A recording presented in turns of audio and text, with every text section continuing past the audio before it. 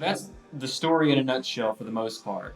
Do you mind if I record this in case we end up using this at all for the doc? And so I think what I'm finding is that maybe this trauma is the source of some of my problems, but also there's like a lot of things that have happened since then that I feel like laid the blueprint for how to deal with trauma.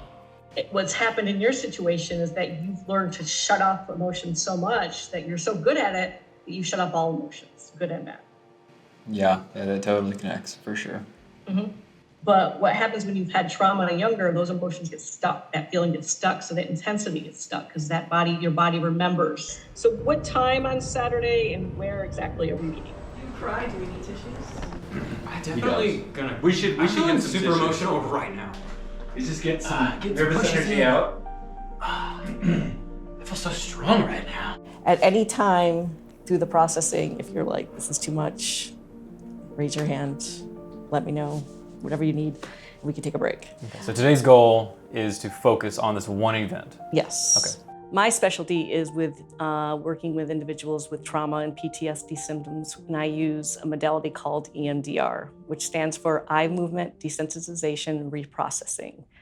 It helps people recover from trauma and PTSD symptoms. So I want you to bring up the Palm Sunday, and I want you to think about the worst image Okay. that comes to mind. Being put in the ambulance with all of the screaming children. So when you think of yourself in the ambulance right now, Okay. with all the screaming children, Yeah. what negative belief about yourself comes up? That I don't matter. Any other emotions coming up? Unwanted. Pushed away. Forgotten. Okay. Abandoned. Where are you feeling those emotions in your body? In my gut. So what I want you to do is you're going to follow the light. Okay. And you're going to focus on the moment in the ambulance, the thought, I don't matter, the feeling of being abandoned, helpless, and noticing that in your gut, Okay. and just go with that.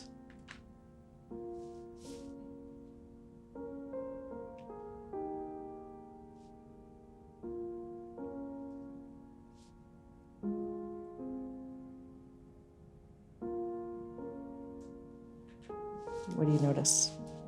I feel like my body is like sinking into this chair. Okay. Like there's a lot of pressure. What type of emotions coming up? Kind of feeling hopeless. Okay. I'm starting to think about the people that were there and those that were crushed to death. And it's infuriating because it feels like none of it had to happen and it was completely avoidable. It was like the adults weren't being adults. Kind of feeling hopeless. Okay. What are you noticing? I feel like I feel like a lot of feelings are kind of leaving.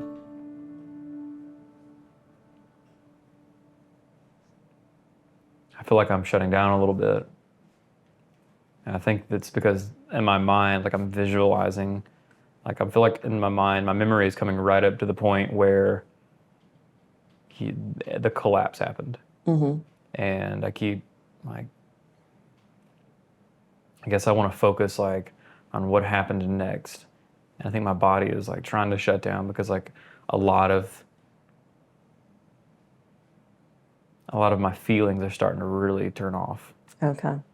So we call that you're trying to dissociate. You're trying to, that part of you doesn't want to have you experience those feelings right now. Okay. And so do you feel, that part of you, does it feel like an age? Or can you feel like a part of yourself at all? No, it feels like there's a parent. It feels like there's an older version Of you? shutting this down. Okay. So your older version's like saying, shut it down. Okay. That's an And- interesting thought. Okay. Because obviously that older version wants to protect you. Doesn't want you to go through this because they're afraid if you go through this, what's going to happen. So that part of you has existed over the years to shut down any of those emotions so you don't feel the pain. It's protecting you. Okay.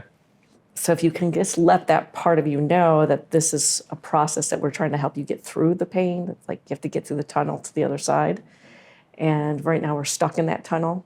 And you're always going to be stuck in that tunnel unless we try to get to the other side to go through those emotions, to process through those emotions. Mm-hmm. Can that part of you trust us enough to do this today? I think we've like hit the road. I think like we've really hit on like the major problem here. Mm-hmm. So it's, I guess, one, recognizing that this is a thing, Mm-hmm.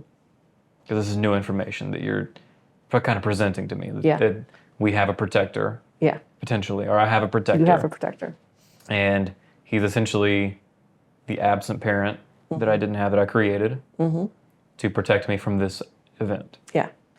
And anytime you feel like this event, so anytime you have a familiar feeling that triggers this event, reminds you of this event, reminds your body of this event, this protector parent comes on and shuts everything down.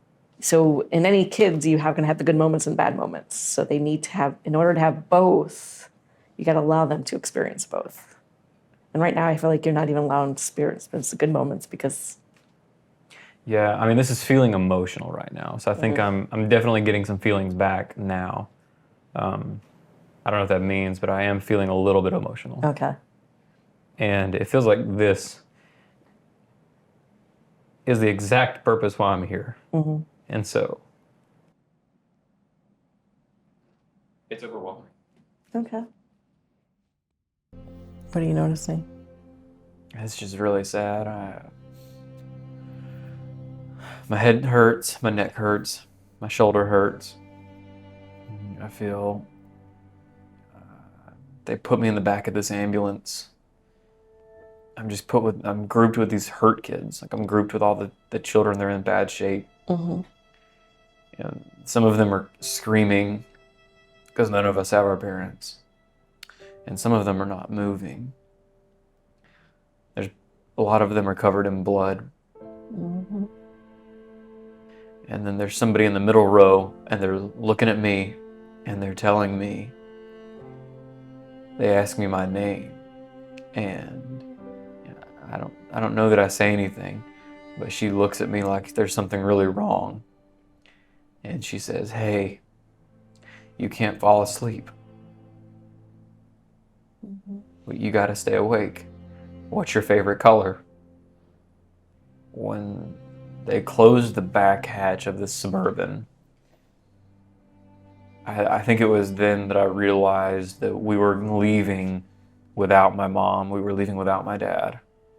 And then we were going somewhere, and I didn't know where we were going, but I was going with these people. And I just remember feeling, like, listening to these kids screaming. They're beside me. You know, some of the kids are not really moving.